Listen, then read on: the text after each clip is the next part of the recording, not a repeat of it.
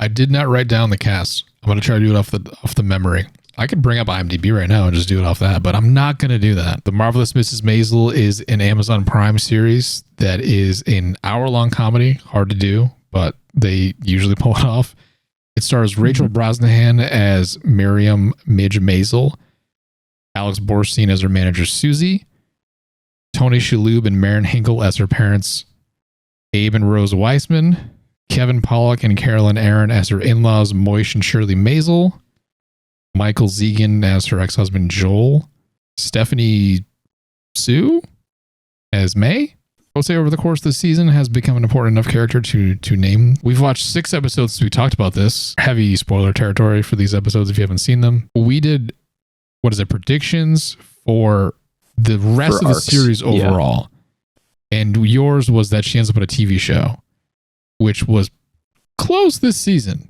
Not only was it a TV show. Yeah, it was a TV show with Sophie Lennon. Yeah. Which was very close.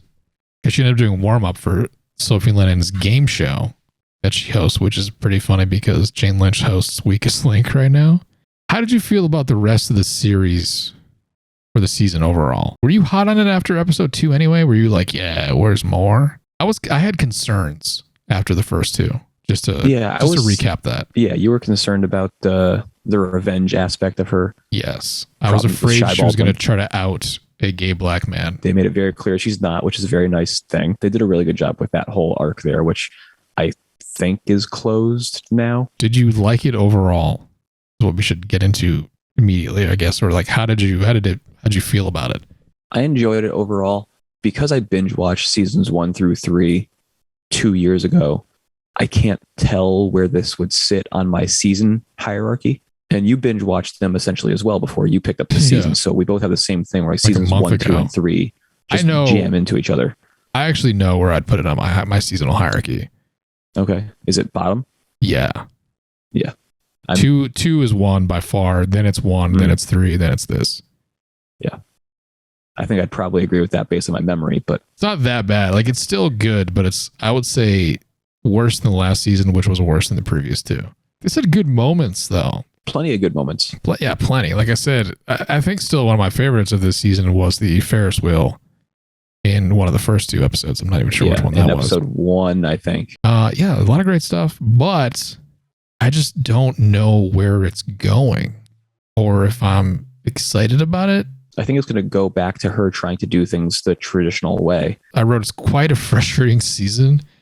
Midge does a lot of stuff that may seem correct for her arc in the mind of the writers, but I feel like so much of it's unrealistic and ridiculous. Yeah. Like you're really not going to do any opening acts. Okay, really? Yeah. Not even for Tony Bennett? Yeah.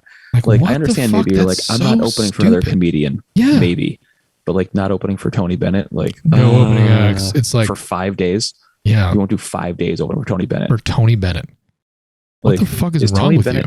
Is Tony... He hasn't died yet, right? He's still doing stuff. If somebody right now is like, do you want to go open for Tony Bennett? I'd be like, what do you want me to do? Yeah, exactly. That's what everyone's response should be. Yeah. At all fucking times. That's why it's so ridiculous and frustrating when she does it. I was like, I think I said out loud, wait, really? She's like, you know what I said? No opening acts. I was like, remember what? Yeah. I was like, wow, it's a great gig she's going to get. This is amazing. Yeah. And then she's like, no openers. And I was like, and I was thinking that the ad said there was no openers. And I was like, wait, no, that's right. She's not opening for anybody, not even fucking Tony Bennett. It's ridiculous. That's so stupid because you want to do it your way. It's like, that's the, like, I can understand the little, like, not the little, but the bit of trauma in your mind because you did an opening act and you said something you shouldn't have and it got you fired. But still, like, I think you should say yes first and then figure that shit out later. And if you're going to do no, I'm not headlining only, it's like then you take the Croatia gig. Yeah, no matter how shitty it's going to be. Exactly. Like if you're going to be a headliner on your own terms, you got to then take the headlining gigs and not be like, oh, I can't. You got to do it if you're going to do it one way. Yeah.